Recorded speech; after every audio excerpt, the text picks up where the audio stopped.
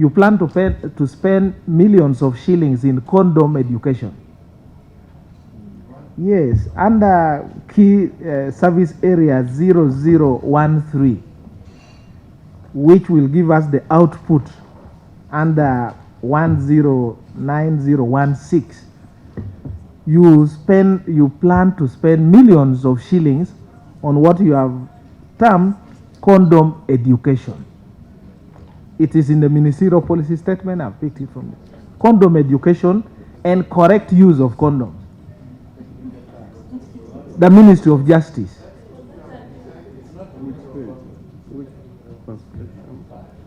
Under what? It is under the key service area number 00013, and the output area is 16090106. And I do not want to water down our, they call it the ABC strategy or something, but I want to understand that at the level of now your staff at the Ministry of Justice and Constitutional Affairs, you still need to be taught how to use condoms and the correct use of condoms, and you allocate much money to that particular budget line, millions, and then afterwards you ask us to provide more money to certain areas. That's the concern I have. Maybe there is a better justification, but I would like to be understood. You also go ahead and you want to organize a medical camp, and you have allocated money for medical camp. You have a ministry responsible for health and dealing with health issues. And it's the government that told us that now you're in what they call program-based approach, meaning you have a program on health, a program on this, a program on that. Why should we now approve money for medical camp, which also includes physical exercises? And the physical exercises in your costed work plan is the first quarter you will not do physical exercise. You start doing in second, third, and fourth quarter. So should we still approve that money? And yet there are other areas that you have told us you want money for TB. And my question is the choice of the activity that you have put in your report. Maybe that one came off wrong, but there are many interventions that we are undertaking. No, it's just written. And you don't doc the ministerial policy. I know you picked out the condom, but I also if you contained in the budget called circular that we are supposed to spend 0.01% of the total budget on HIV, now also TB. So you can't take away that money because it's 0.01% of whichever amount that we are given. Then the other one was on what is the 7 billion? PS. Yes. The catalog of interventions that you can do on issues around HIV/AIDS. Appropriate money for the to teach Honorable Mao how to use a condom. There is no problem with teaching about condoms. Some are substandard. Let us not.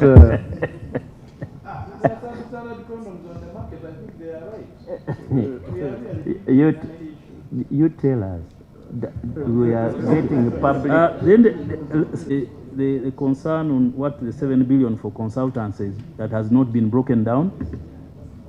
We have international arbitration, and in fact this 7 billion is very little, because Martin here will tell you that some of the arbitration cases are worth 800 billion, rather $800 million.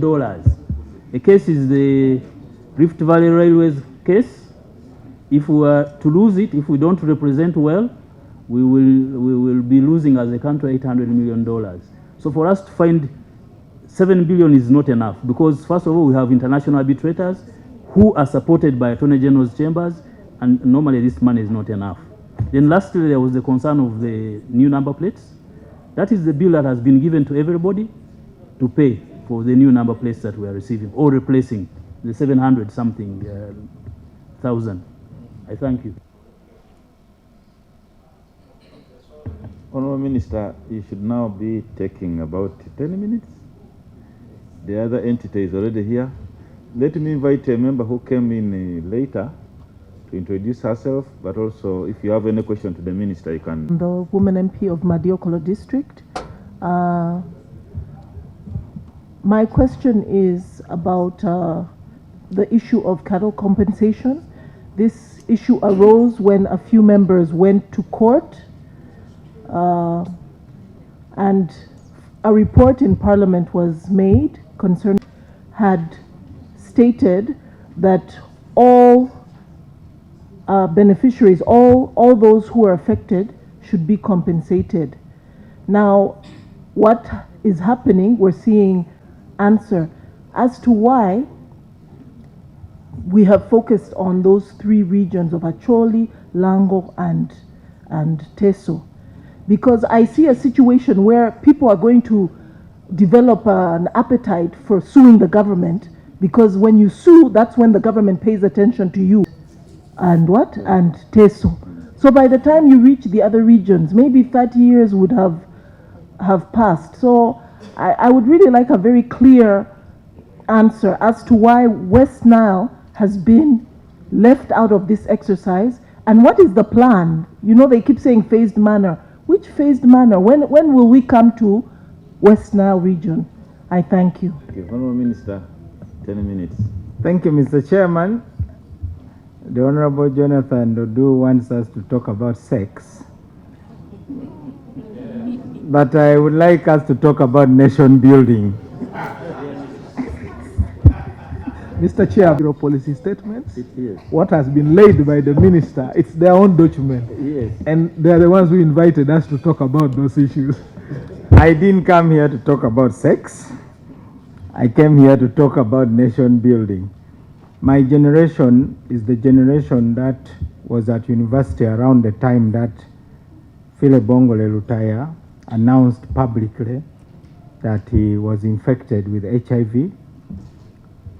We are the generation that was the most shell-shocked. Philebongole Lutaya visited Makerere University when I was a student. The disease had no name. A woman called Nanyonga claimed that soil from her banana plantation could cure the disease. Rich people took tipper lorries to buy the soil. Instead, they died from hookworms. Mr. Chairman, HIV/AIDS is a serious problem. Uganda is at the front line of fighting it. Our president has received accolades for being one of the few leaders who publicly acknowledged that it was a problem, and his strategy was that Uganda is a poor country. If you fall sick, we may not afford to treat you, so please, let's prevent it. So to trivialize it, by looking for one small line in a fat ministerial statement, I think undermines the milestones that our country has achieved. In the lavatories of Parliament, condoms are packed in the male toilets. Point of order. Maybe the women don't go there. So there is a point of order. Mr. Chairman, in execution of our roles as members of Parliament, and the Honorable Mao was privileged to be in the same position, we are commanded by the Constitution and our rules to interrogate and scrutinize ministerial policy statements and budget allocations.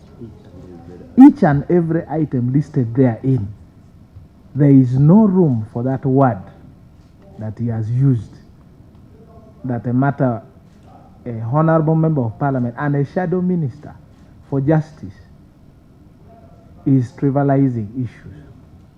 I beg for your guidance on that particular matter, that you panel beat the minister to come back and respond to the issues I think as raised, and where possible, Mr. Chair, use your wisdom to deal with that particular. I think that the fact of the matter is that there is nothing trivial, because this matter was in your statement, and so a member who raised it needed clarification on how the Minister of Justice allocates such an amount of money on such a matter, a Minister of Justice. And you have you have ably responded. So there was no need for throwing in that other small thing you said, that the member is trivializing the matter.